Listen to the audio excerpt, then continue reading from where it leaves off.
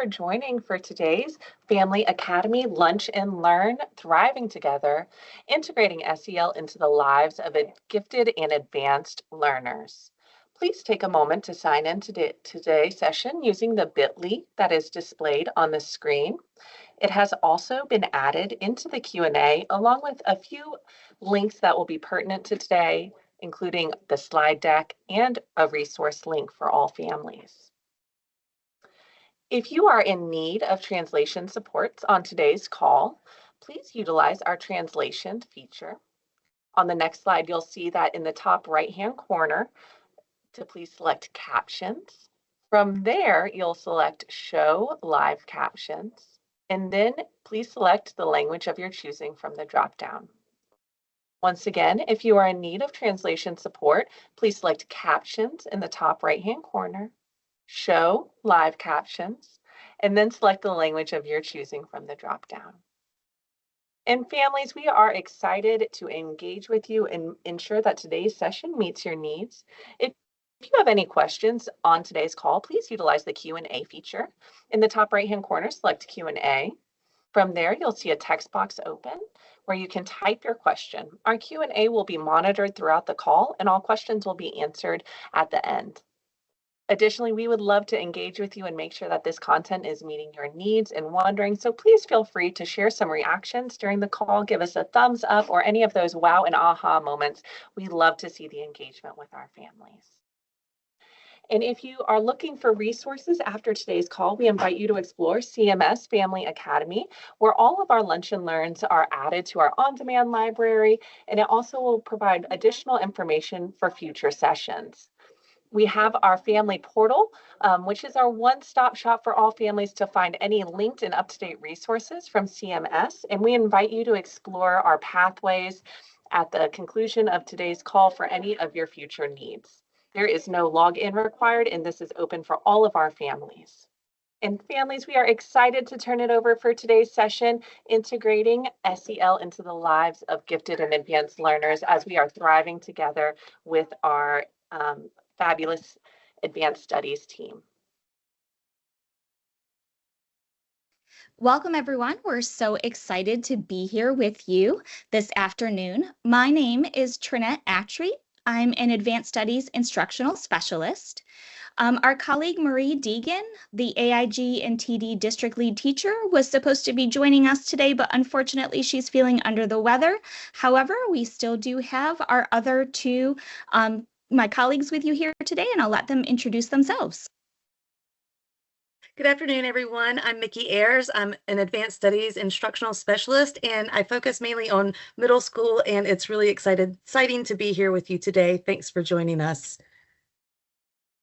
Good afternoon. I'm Melanie Reagan. I'm also an Advanced Studies Specialist. My concentration is elementary. If you've heard of Yet University, that is one of the programs I support. Thank you. And Marie and I also work primarily with elementary school. So we are going to talk today about how we recognize that gifted children have very unique social and emotional needs that are related to their gifted abilities. We're going to learn how to identify observable behaviors related to those unique SEL needs. And we're going to learn practical, nurturing strategies to help your child navigate their big emotions and unique challenges. We also need to recognize how these traits overlap and influence one another, helping you to support your child's authentic self beyond just their intellect. So today we're going to take a closer look at perfectionism. It's one of the most common and often misunderstood traits we see in gifted learners. My goal is to help us reframe perfectionism as not a flaw, but a pattern of thinking and feeling that deserves compassionate guidance. We'll explore how it shows up, why it can be so intense for gifted learners, and how we as adults can respond in ways that build resilience rather than reinforce pressure.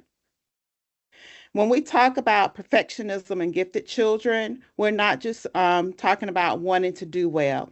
It's deeper. Many gifted students set expectations for themselves that even adults would struggle to meet. Mistakes can not feel just uncomfortable, but unacceptable to them.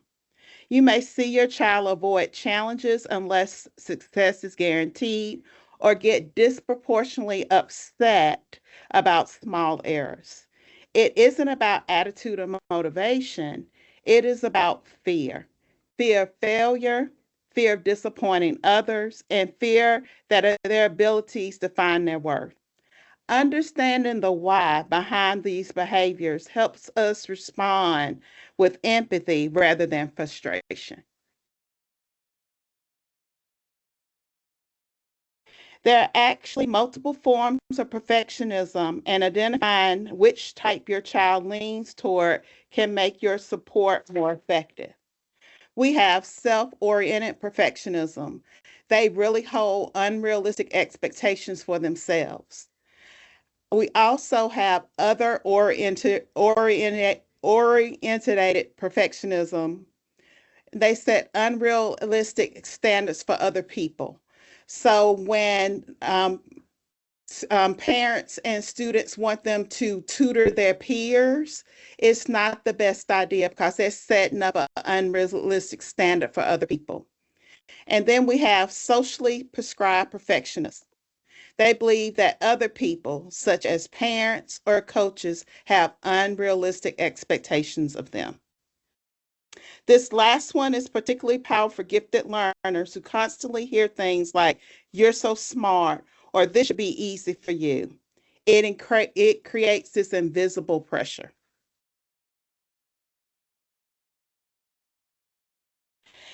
Here's where perfectionism becomes very visible.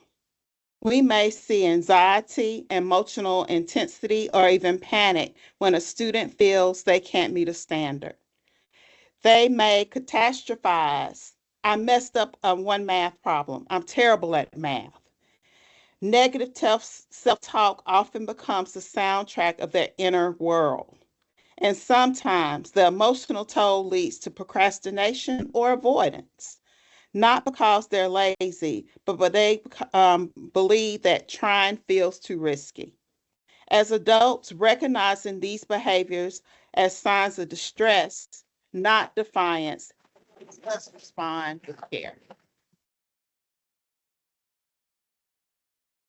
Not all perfectionism is harmful. Healthy perfectionism is really about taking pride in doing high quality work while still allowing yourself to be human. Students with healthy perfectionism can evaluate, adjust, and move forward without spiraling. They hold high standards but pair them with self compassion. Our role is helping students shift from "I must be perfect" to "I do my best with what I have today." Unhealthy perfectionism tells a different story. Here, performance becomes tied to identity.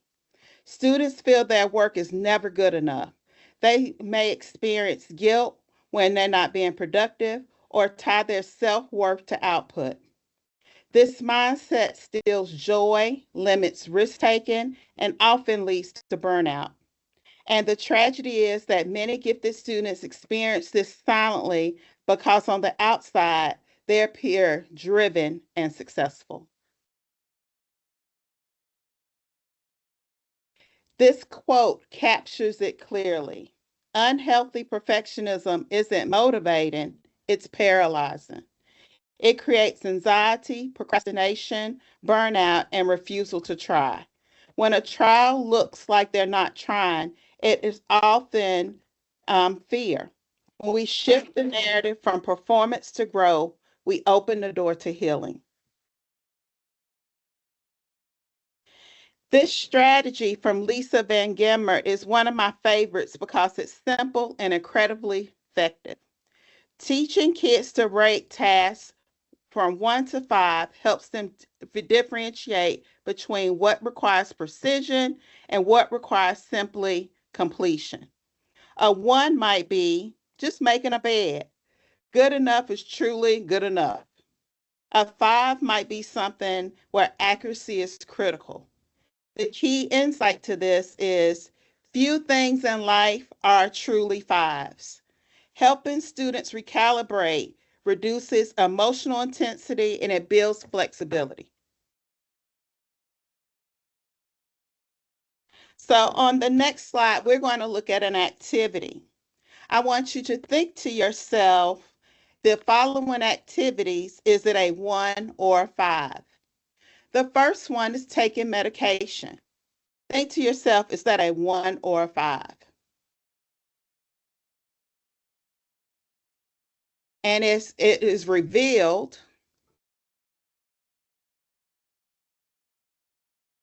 it's a 5. We want to be accurate with that.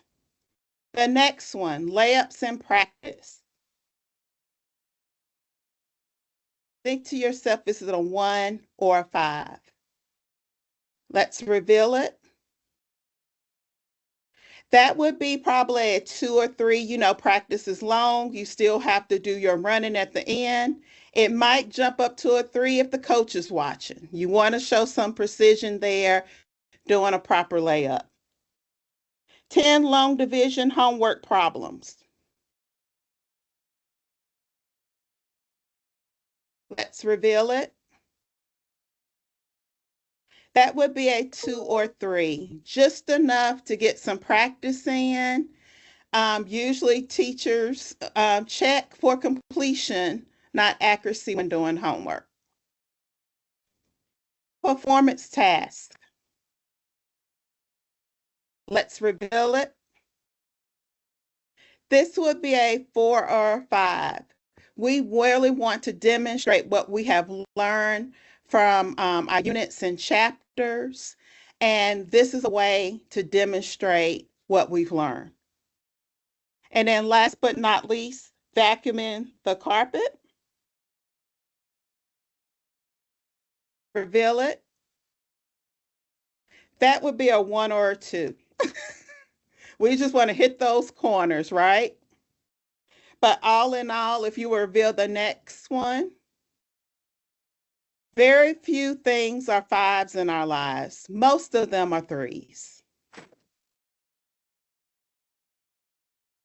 So low stakes mistakes are small, low pressure activities that build tolerance for imperfection.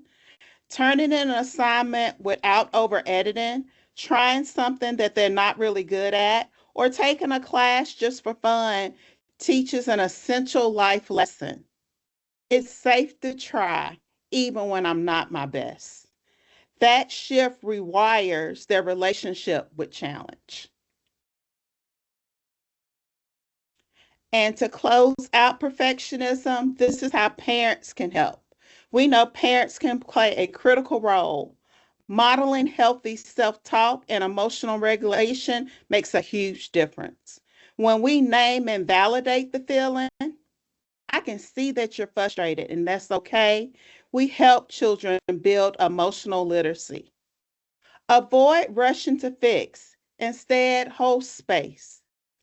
Encourage reflection through journaling, drawing, or reading and conversation.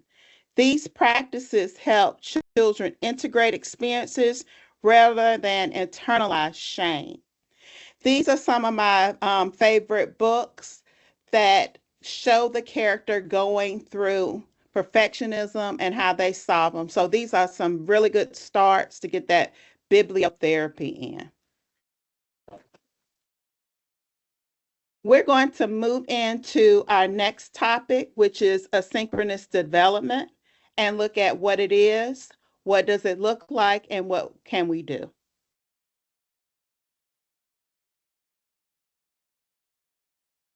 My child is so mature, except when they are. If you've ever thought my child seems incredibly mature, except when they absolutely don't, you're in good company. This is one of the most common observations I hear from families of gifted children. Here's a realistic example. A child who can explain how solar panels convert light into energy, but melts down because a sibling borrowed a crayon without asking, that's a mismatch. That mismatch of advanced thinking paired with age typical emotion is the heart of what we call asynchronous development.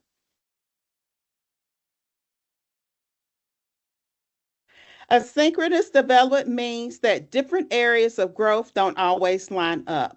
Thinking creativity may be far ahead, while emotional regulation, social skills, physical development follow a typical timeline. This pattern isn't a problem to fix. It's actually considered a core feature of giftedness. It affects how children approach schoolwork, friendships, and daily routines, and explains that they may see both mature and very young, depending on the moment. Younger children may show a big vocabulary, advanced reading, or deep ethical questions, and at the same time need help with everyday tasks like sharing, organizing materials, or handling small disappointments. They may notice fairness issues very deeply, but still struggle to cope with things that don't match their expectations. Their thinking is advanced, but their feelings are developing right on schedule.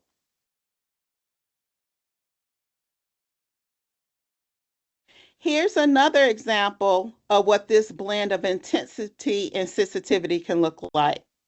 A child hears about a natural disaster and immediately wants to organize a fundraiser, but melts down because breakfast didn't taste the way they expected. These big thoughts paired with these big feelings can feel like a mismatch, but they're actually perfect developmental sense. They have advanced moral awareness, but their emotional tools are still building.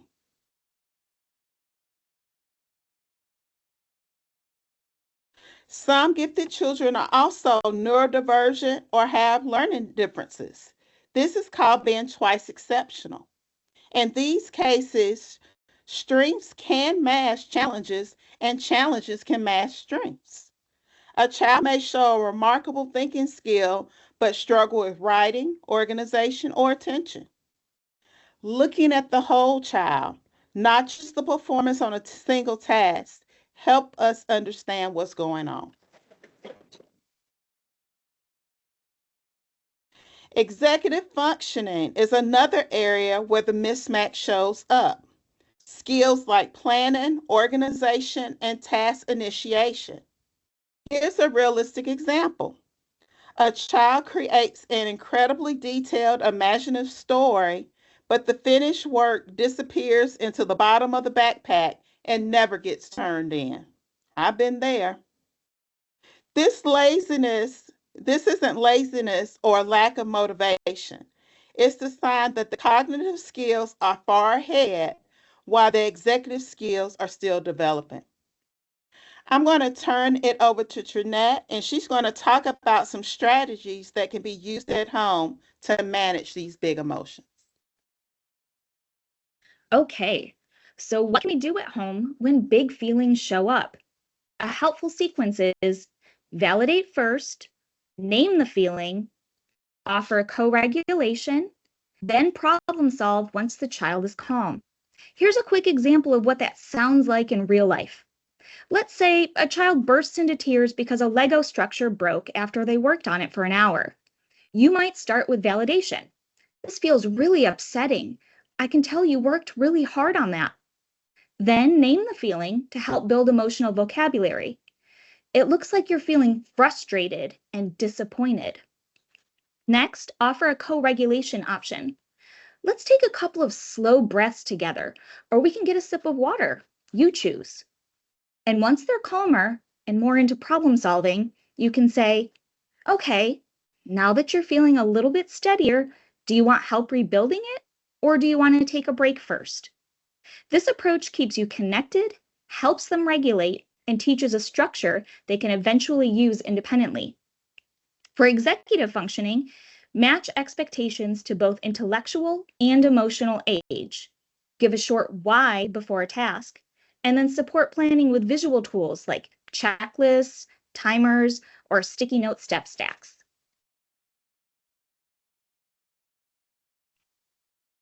For twice exceptional learners, it helps to separate ability from skill. A child can be highly capable and still need support in specific areas. Support strengths and scaffold challenges at the same time. These don't have to be either or. Here are some quick scripts families find helpful. You care a lot about fairness. That's one of your strengths. You need a break. Would you like quiet time or a quick walk? Here's why this step matters. Let's make a 3-step plan. To finish, here's a simple resource with small, consistent strategies that make a big difference over time.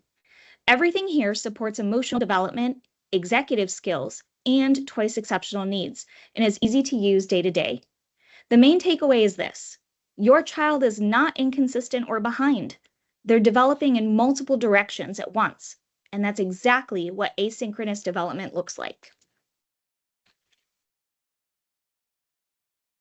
Okay, now we're going to talk about the concept of overexcitabilities, or OEs, which may be new to many of you.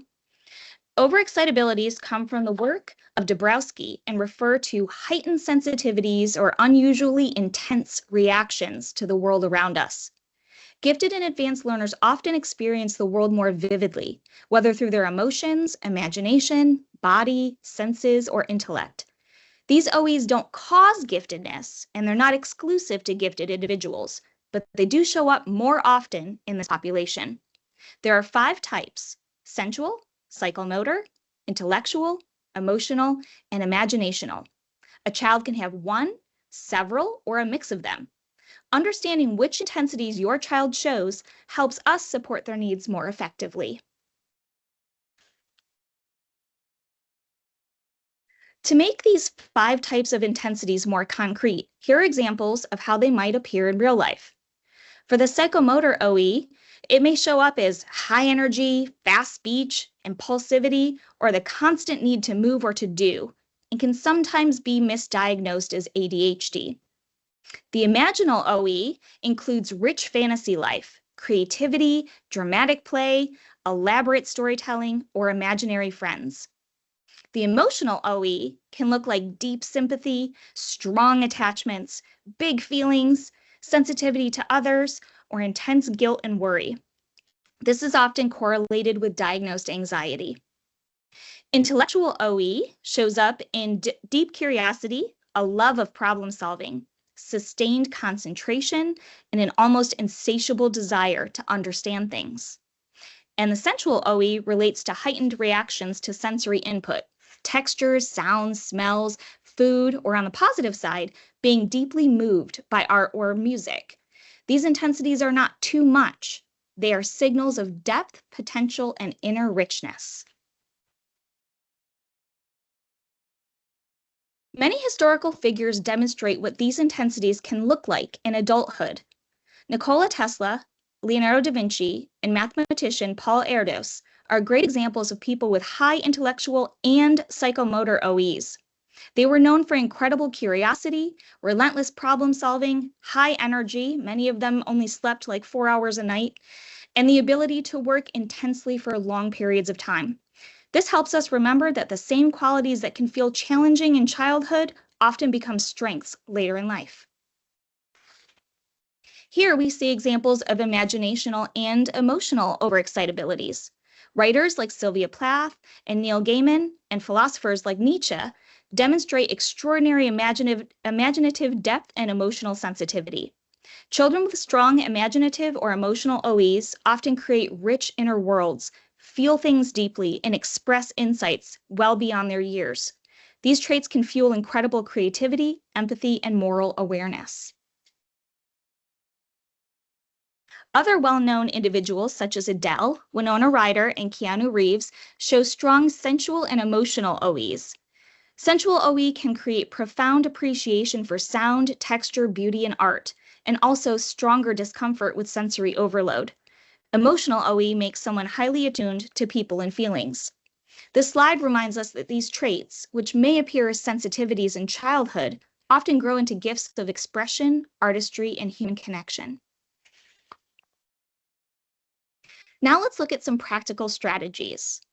For kids that demonstrate psychomotor OEs and have high energy and they need movement, it's not a reward. It should be used as a regulation tool.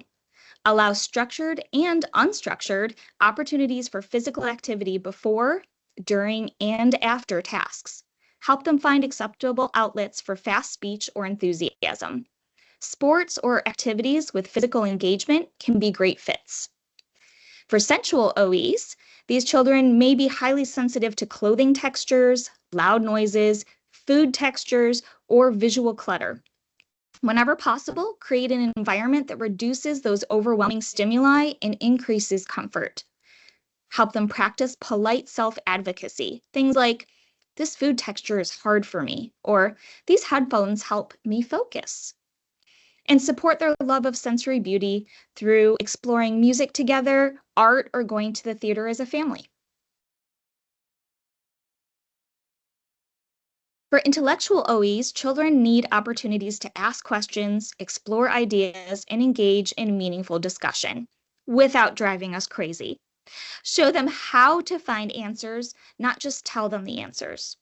When they care deeply about a moral or ethical issue, channel that passion into safe, productive action, like helping with community projects. If their curiosity becomes overly critical, gently teach them how intent and tone can affect others. For imaginational OEs, help children distinguish between imagination and reality without diminishing creativity. They may benefit from things like journaling, drawing, or writing down factual versions of events before embellishing on them. Encourage creative systems for organization and plenty of opportunities for art, building, role play, and storytelling. And finally, for emotional OEs, which is one of the most common in gifted children, the most important strategy is acceptance. Big feelings are not misbehavior, they're signals. Teach children to anticipate emotional triggers and notice early signs of stress. As mentioned in previous slides, give them the emotional vocabulary so that they can name what they're feeling instead of melting down or shutting down. And model regulation tools like deep breathing, body breaks, or grounding techniques. Supporting emotional intensity helps children turn empathy, awareness, and passion into lifelong strengths. Now, Mickey will discuss underachievement in gifted and advanced learners. Good afternoon. I'm really excited to talk about underachievement, what it is, what it looks like, and what we can do. This is one that we see a lot as students transition from the elementary to middle school world. We will start noticing maybe some underachievement creep up. So what is underachievement? The National Association for Gifted Children define underachievement with the definition on our screen. It's the unanticipated difference between accomplishment and ability. When unchallenged, gifted students often become bored, they may act out, and they become a bit non-compliant in completing assignments they view as pointless.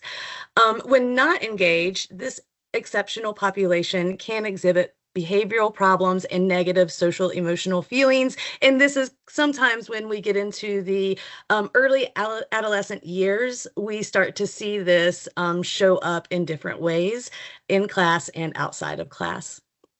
So what are the characteristics of underachievers? It is a rainbow of emotions. As we've mentioned, big emotions start popping up when we look at our gifted population. You can see emotions around perfectionism, impulsive reactions to challenges, strive for independence. So we can consider that sometimes rebelliousness, low self-esteem, and or a perception of abilities, thinking they're not good enough, so that may stifle them trying, and it could be perceived as underachievement. Also, a fear of failure or a fear of success. Sometimes in those adolescent years, it's just not cool to be smart, and so they fear being successful as a result in their social interactions. A negative attitude towards school and learning can also pop up. Reluctant to take healthy risks, lack of perseverance, social isolation, and weaknesses in skills and organizations. So as mentioned before, this can be a rainbow of emotions as students start to grow and develop and mature. So some causes of underachievement. There are a number of reasons that a student may begin to underachieve or show underachievement. Therefore, a child may not realize they may not meet their full potential because they don't realize what that potential really is. Causes of underachievement can be environmental factors. It can be peer pressure or unrecognized gifts and talents. Again, they may not believe they can do well, or they lack the confidence in their skills, especially as they start to transition in those pre-adolescent years from elementary to middle school. Peer pressure to avoid criticism or being labeled in a certain way by their peers because of their academic and intellectual ability. And environmental factors, they may have some things going on environmentally, and that is overshadowing their interest or desire to do well.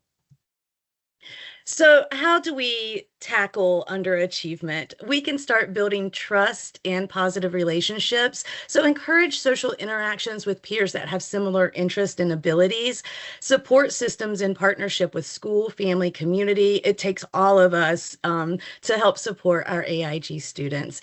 Understanding that perfectionism that we've spoken about, emphasizing effort instead of the end goal percentage or the grade or the academic gain. What was the effort? And discuss unique abilities, talents, and gifts. A pro tip can be gentle conversations that build trust, normalize the school jitters, and show that you are a solid partner in the educational journey and you're there to support them through these years. Also, student empowerment becomes really important when we look at underachievement. We want to support perseverance, helping them have greater control, increasing their self-efficacy. I can really do this. Providing them with ways to positively self-reflect, that metacognition, thinking about what they're thinking. Practice positive self-talk, set goals, and thinking critically and creatively. And again, we have a pro tip down at the bottom of the screen. So when children feel that they are trusted to make the choices, they build that confidence, they build the independence, and they gain a stronger sense of their understanding in their not only learning world, but also just social well-being overall. And we want to focus on their strengths first. Oftentimes, students, as they begin to, grow and develop, they start thinking that that academic gain is their full identity. And we want to make sure that we're enriching with activities in their areas of interest, not always just, making that academic gain, but also really nurturing that area of interest, their passions, emphasize how strengths can help when completing less than desired activities, because those strengths can be used in a variety of ways, and we want to empower students to use those strengths first. Why this works is focusing on strengths can build internal motivation rather than, again, relying on rewards or that competitive pressure that our AIG students can really put on themselves and each other. Teaching executive functioning skills. We mentioned this in asynchronous development. Executive functioning skills can be really, really challenging.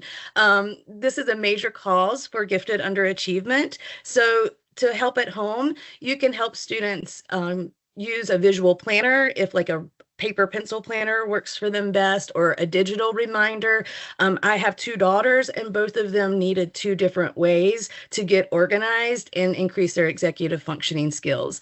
You can also help your child break big assignments into smaller chunks using the planners or the digital reminders, helping them set the timers, as we've mentioned before, during their work sessions. Create routines for homework and studying, and model task planning out loud. Just letting them see that we also, as adults, have to plan, and we model that for them out loud. Pro tip, gifted doesn't always equal organized, and oftentimes it's the complete opposite, especially during those pre-adolescent years. So some things you may say to support: would you like help getting started, staying focused, or finishing the task? I often found this to be really helpful as a parent when I would just kind of meet them where they are. There's this great video of, I believe it's a kangaroo down in a pit, and like someone's looking over, and what do you do? Do you like send down the rope and save them, or do you climb down and you sit in it with them? And I've often found as a parent, sometimes I just have to climb in and I have to sit with them and ask them the questions and help them to make their own choices. Supporting that autonomy, a great transition into allowing those choices in order of assignments to complete, you know, how they want to work their study time. Sometimes they need to get their energy out with that playtime after school before they sit down and study. Some students do better if they come straight home and study, and have outside and social time after they finish their work. So autonomy can fuel that intrinsic motivation again, which becomes so important for lifelong learners. And it's also crucial for gifted learners to grow and meet their full success. Celebrate progress, not perfection. We've talked about perfection. So underachievers often believe if I can't do it perfectly, it's not worth doing, or if it takes effort, I must not be smart, because sometimes we begin equating how good we are with how smart we are. And that's not always the case. It's about how we get there and what we overcome and how we persevere that really gets us where we want to be in life. So what parents can do to support in that progress is highlight their improvements, whether it's big or small. Reinforce the value of effort, practice, and learning over innate abilities. A pro tip here is to try a 20-minute productive struggle routine to reduce avoidance and help them push through those difficult times, those difficult tasks, those larger projects that you may need to help chunk for them. And that's a good use of the 20-minute productive struggle to get started. Some do's and don'ts as we wrap up underachievement. For your gifted child, what we want to encourage is model a growth mindset. Let your child struggle a bit, but monitor to avoid total frustration. Present united front with your partner. Show you value education and teachers. What we don't encourage is the use of S words like the best, the brightest, the prettiest, the safest, the fastest. Like some gifted students start equating finishing something fast equals being smart. We want them to sometimes slow down and really think about on a deeper level what they're studying, the connections that they're making, and the learning process overall. We don't want to swoop in and rescue and provide unnecessary assistance. Again, helping with that productive struggle. Otherwise, the child, your child may not feel the challenge. And then later in life, when they have those tough challenges, it's much more difficult. Let your children play parents. Don't let them play parents against one another. That happens a lot, and it happens in the school setting as well, interestingly enough. And criticizing teachers in front of your child, try to avoid that. I know sometimes we can get frustrated and not always see eye to eye with what's going on with our child in their lives in school, outside of school. So just we encourage you to avoid criticizing teachers, and we always encourage you to reach out to your teachers should things pop up, as they do as your child goes through their educational path. And for more information and tips, you can check out the article at the end of the page. Thank you again for joining us, and I'm going to pass it over to Trinette to close us out. Thank you so much. Well, we hope you've enjoyed learning some more about your own child. We hope that you heard some things that resonated with you today during our presentation. And we also want to provide you with some supports at home. So we have dropped in the hyperdoc for you to access some parent resources. There are some great podcast episodes on there from the They'll Be Fine podcast of NCAGT. Full disclosure, I am a co-host and co-producer of that podcast, so kind of some shameless self-promotion here. But the podcast episodes are great and they're very helpful. Those are the ones that kind of connect specifically to what we talked about today, but there are a treasure trove of episodes in there that you certainly can listen to and gain some more insight. We have some parent tip sheets, some one-pagers for perfectionism, asynchronous development, overexcitabilities, and underachievement, as well as some suggestions for some books that you might want to read about each of those specific areas of giftedness. In addition, we want to invite you to the NCAGT Parent Day. We are so fortunate to have the NCAGT conference here very close to Charlotte and Concord. The Parent Day is on March 13th. It's from 8 to 2. We are so excited to have Dr. Emily King, a child psychologist, speaker, and author. She is well known in the gifted world. She's an amazing speaker. So we'd really love to have you attend, and we have a special discount code for you. So if you use the code CMS Parent, when you register, you'll get 25% off the cost. So we really hope to see you there. Many of us will be presenting that day, and we really hope to see a great turnout from our Charlotte-Mecklenburg parents because we know you are so supportive. It's going to be a great day of learning. So please, if you are available on that day, come out and join us. We'd love to see you there.